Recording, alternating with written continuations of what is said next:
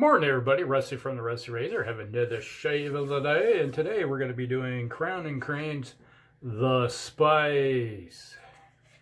It's supposed to be a dupe of Old Spice, and you get the top notes like the cedar, not the cedar, but the citrus. Gosh, not even thinking this morning. So you get the citrus and kind of the musky aspect of it you get from Old Spice, but that woody aspect, it's just, I'm not picking it up. Never have. You know, I got a tub of this stuff and I started using it and I was like, and then I got the, to be honest, when the Sterling, got the Sterling Spice version, I was like, 2 thumbs up. This sort of languishes in the bottom of the barrel for me, but hey, you gotta be honest. When you lather it up, you do get like kind of a lemon, lime, bergamot with a little bit of musk there. There's kind of maybe amber, I think might be more what I'm smelling. Is I'm not getting the any cedar type. So it's like, which I'm so used to smelling. So one of the reasons I love Old Spice is that cedar, because I love cedar, smell of cedar, but just not picking it up in that. Never have. So I don't know. It's like, it's more, you're getting a lot of what you have of the new version of Old Spice on the top end. You're not getting the bottom end. You don't get that powdery stuff that I really enjoy what as part of the Old Spice experience, which, you know, I'm an Old Spice guy. I've been using Old Spice since I've been knee-high to a grasshopper, so, and grew up smelling it from my dad. And I don't know, just being honest, that's all you can do. But this is going to be Spice Week. Let's just put it that way. We're going to see a lot of Old Spice stuff this week. So there we go. So got the idea last week when I was like, yeah, I ought to do because Justin, the Red Island shaver, you know, he had one of his Old Spice dupes in one of his shaves, and I was like, and then I've been seeing Seaforth version out there. There's like 3 or 4 different soaps I want to pick up to add to, because I'm an Old Spice guy. But all right, so we got the Merkur 34C with some Astra blades today, so that's what we're going to be using. So it's a great combination of blade for me. I like the Astra blades. They work really good. Some people don't like them, but you know, you get something that you like a lot that just seems to work with your razors. That's the important thing, is that you just test things out.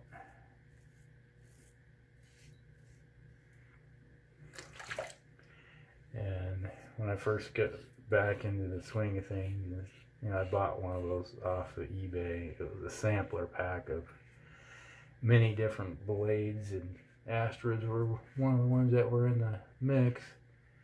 They have that, the greens, and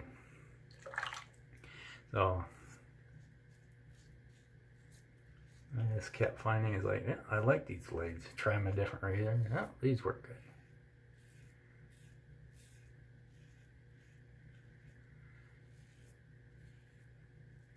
That's the thing, you just keep experimenting.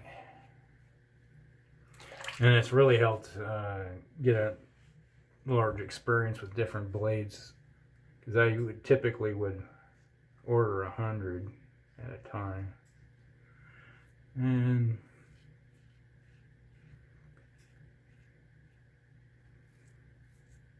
I think I have probably 400 and something Astra greens.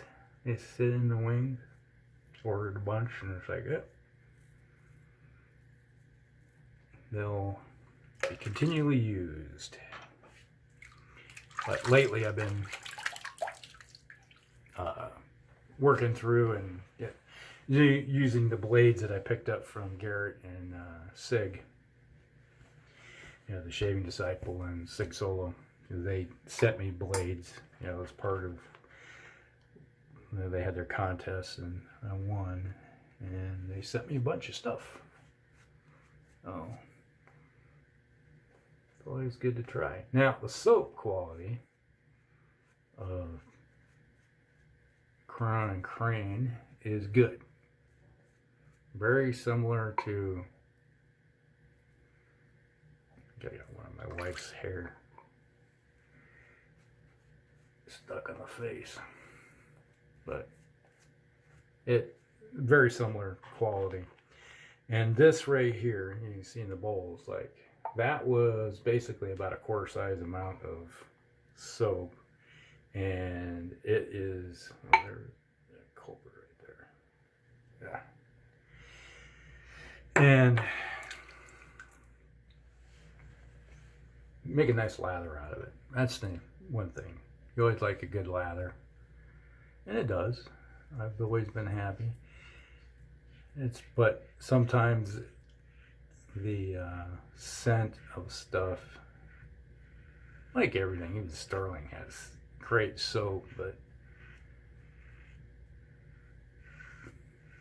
hear that blade working. But you know, you can't be happy with everything, you know, because you get some scent profiles you just smell and go, ugh. Not me, not at all. It's like, I'm not a floral type of guy. I'm a fruity, woody type. That sounds interesting. I'm a Fruit Loop. I guess the guys are crazy. Ooh, oh, here comes the heat. And cold.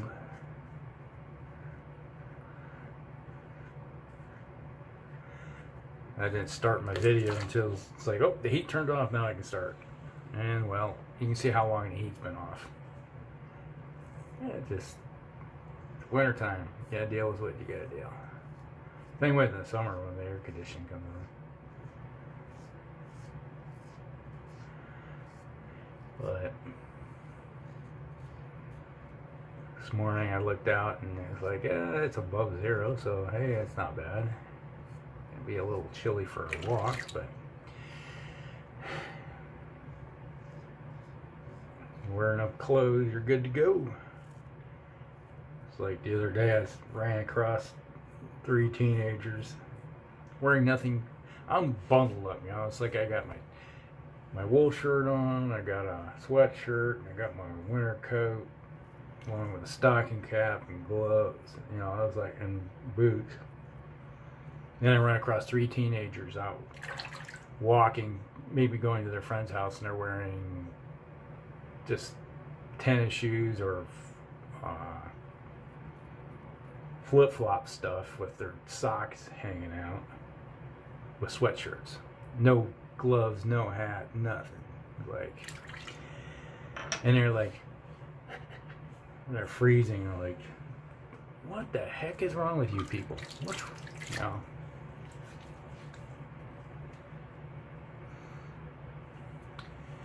I would never have thought about doing something like that.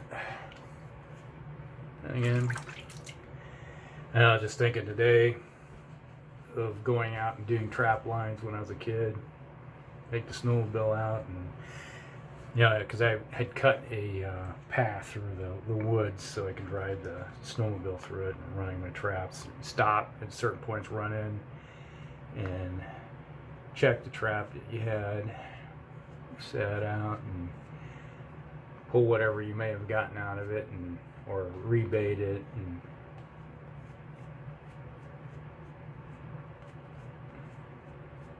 I easily had 5 mile line. A little longer on the weekends, but never fails to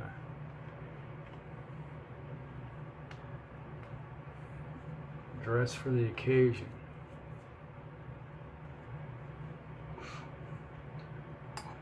Wow, this is pretty interesting. Look at that. I got so much. It just lathered up. It's, you could do the old John Shave's lather mend really good.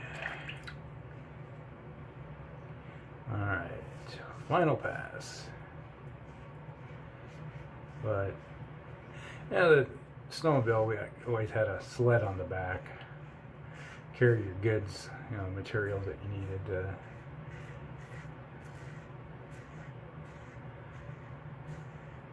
use for bait.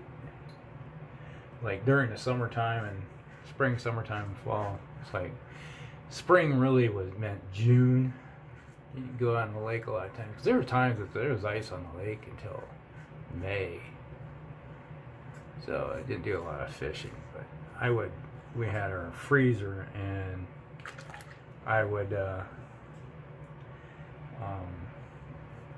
save up different fish parts and stuff like that and bag them up and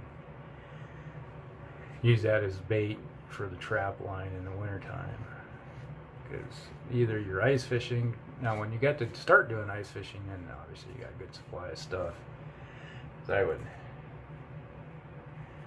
run the trap line to the lake, cut a hole in the ice, do some fishing for a while, catch a few northerns or walleyes, and run the line back, check the line, and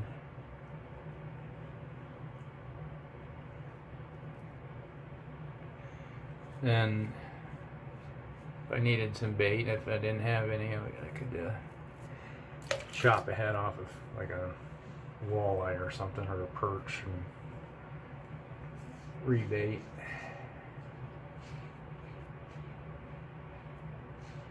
Also, you always carry a .22 rifle with me, and if something needed to be expired,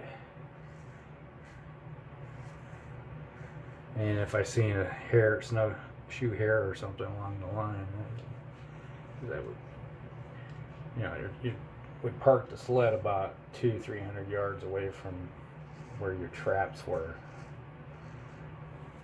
and work your way back. It's like you lay out like 2 or 3 traps on each stop on both sides. And the interesting thing is, like, the wolves would use the snowmobile tracks, because it was hard packed, as their transportation system. So you wanted to get it farther enough off the line so they wouldn't smell it and get into the trap. You didn't want to trap a wolf.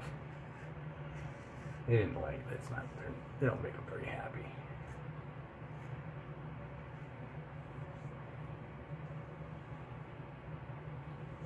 There.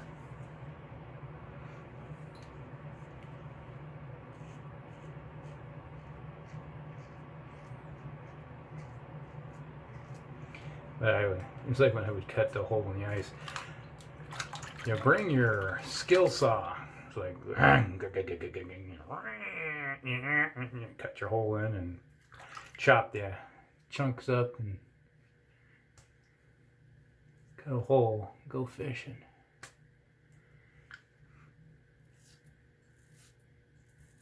And the sled,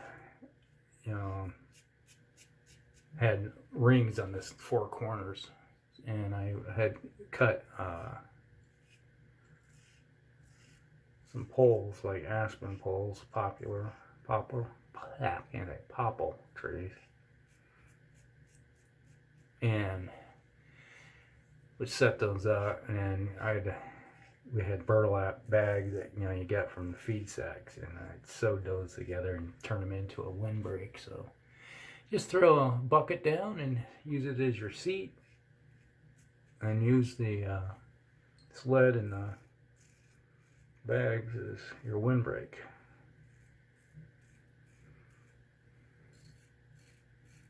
Not bad. Yeah, it could be 5-10 below and you still be fine. You wear your gear.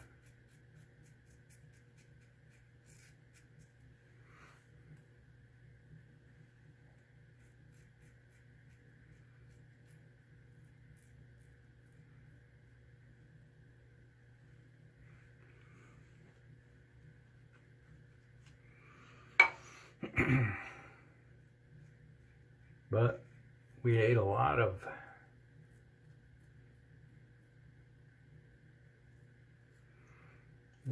fish and rabbit and venison.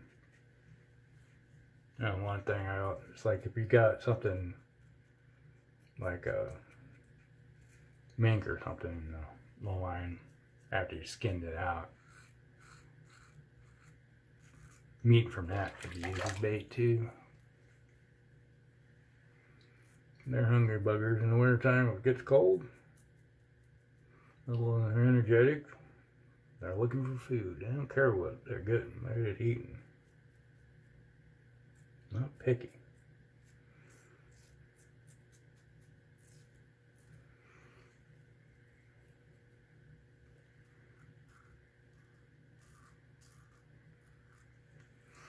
All right.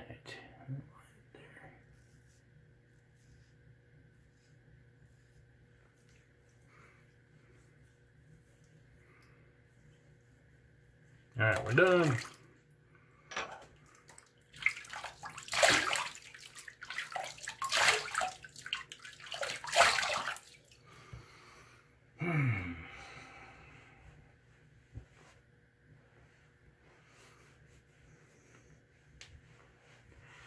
All right.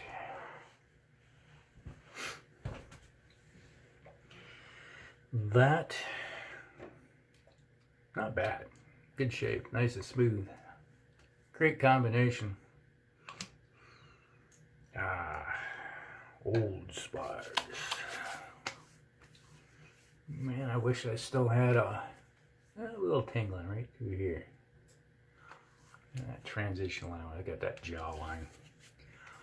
For some individuals that don't have a jaw, they just go smooth. Works good for them. But like when you're going up and then over, it seems like you just kind of catch around there. I always get that stinging. All right, so that was the Old Spice. Okay. All right.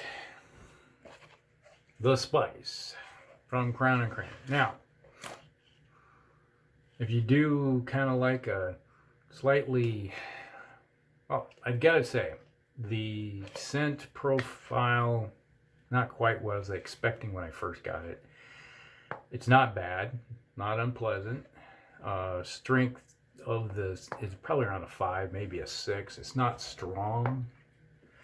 Well, maybe that's part of the problem, but it's not bad. It creates a good lather. So, give it a shot. You know, they have samples, so if you go to Crowne and Crane and get a sample, you'd probably be happy with it. Maybe not. I'm just being honest. And then we had the Merkur 34C with Astra blades. Great combination. It's the old workhorse in my den. You know, I like the way those two work out together. I just wanted something a little different today, so there we go. All right, so that was a shave of the day. And expect some more Old Spice dupes coming out the rest of the week. All right, talk to y'all later. Rusty out.